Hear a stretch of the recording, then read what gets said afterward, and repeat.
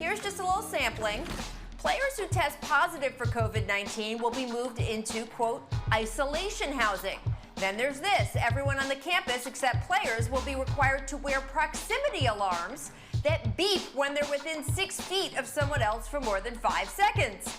Players are not allowed to enter each other's hotel rooms. Their hotel rooms will only be cleaned once a week. No one will be required to wear a mask when performing physical activity. At games, neither referees nor coaches in the first row of the bench have to wear masks, but those in the back row do. Players from opposing teams are allowed to come to the arena to watch each other's games.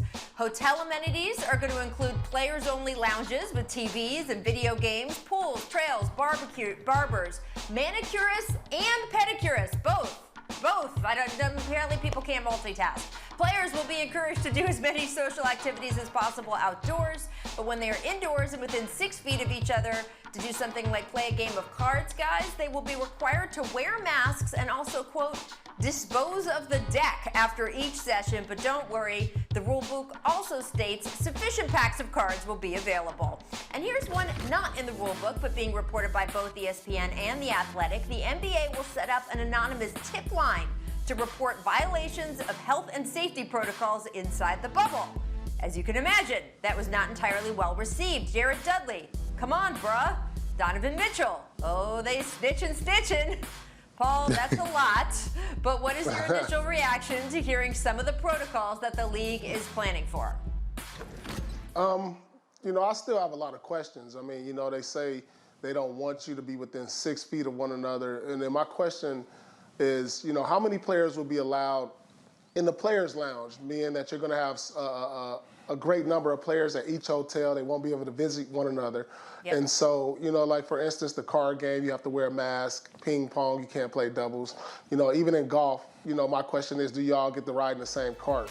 And so, there's still little contradictions to a lot of the protocol. And so my question is, like, with these lounges, what's the max capacity? As you're going to have multiple teams staying at each hotel. And so, if you want players to be completely safe, I'm not sure, they should have those things, some of those things. Well, thank you, Jesus. God has answered my prayers. We got basketball back, but I also want to applaud the broadcasters. I want to applaud the NBA. I want to applaud the Players Association and Disney for putting together the most safest plan available right now due to these circumstances. I think everyone has done a great job of coming together collectively and conversating and getting this rolling because, it's a pandemic. It's a unique circumstance. So, yes, things are going to be different. But at the end of the day, we're talking about $1 billion business. At the end of the day, we know that the great Adam Silver in the NBA has done their best job of crossing their T's and dotting their I's. So, like I always tell you, Rachel, I have zero concerns when it comes down to Adam Silver. He has not let me down yet. Paul, are you concerned about this anonymous tip line? Teams trying to take advantage? I think teams will take advantage, especially in this day and age. You're going to have that somebody from the player personnel call in anonymously, and if there's a chance they can get somebody in the protocol to be in violation to where they're put in quarantine for 4 to 8 hours during a major playoff game, that could be huge. That could be huge going into the season, going into the playoffs. Or whatnot. So I think that tip line is going to be used a lot. Very curious how that pans out, how it's adjudicated. Now, players also found out last night which teams are going to be staying at which hotel. The top 4 seeds in each conference are at Coronado Springs. The next 4 in each conference are at the Grand Floridian, while teams currently on the outside of the playoff picture are at the Yacht Club. This was apparently not good news, guys, to the NBA's resident Disney World aficionados, the Lopez twins. Robin Lopez tweeting, "I will trade hotel rooms with any Trailblazers." And then he added Dame, CJ, and Melo. Now, once teams start being eliminated and go home, more space will open up on these hotels. Starting in the second round of the playoffs, players will be given additional hotel rooms, 15 or 17 for guests or family members for each of the 8 teams. So they got to split those up. But that's not until August 30th, which means for their first 7 weeks, guys, that they're in Orlando, players will not be able to see their families, friends, or let's say significant others. Perk, how do you think players are going to handle that?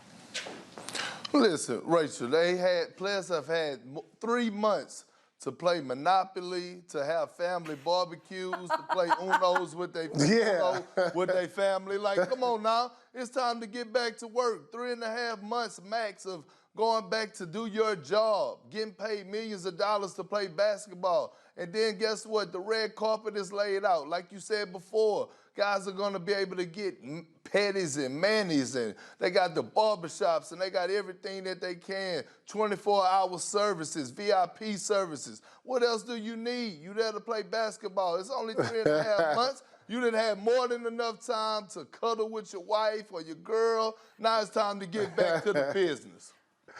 I agree with you, Perk. I think players can't wait to somewhat get away from their families, but I think after a couple of weeks of being away, they'll be fine. And if it was me, you know, if I was going to be away from my family for at least 7 weeks, I'm like, what's another, 4 or 5 weeks? You know, I wouldn't even want to put them through the protocol and going through quarantine the first 48 hours. It just seems like a difficult situation. You know, we have FaceTime, we have Zoom, we have so many ways we could communicate and see each other. Like you said, we going back to work, and, you know, teams are out here trying to win a championship, and this is the time where they need to ultimately focus. And a lot of times we isolate ourselves from our families, even when they are at home. You know, you sleep in different beds during playoffs. You know, you go in different rooms throughout the day. And so, you know, I don't think it'll be a big problem. Yeah, no, that makes a lot of sense. Well, as you can see, it's going to be a whole world there. We will find out more and more about it as we go. Thanks for watching ESPN on YouTube. For live streaming sports and premium content, subscribe to ESPN+.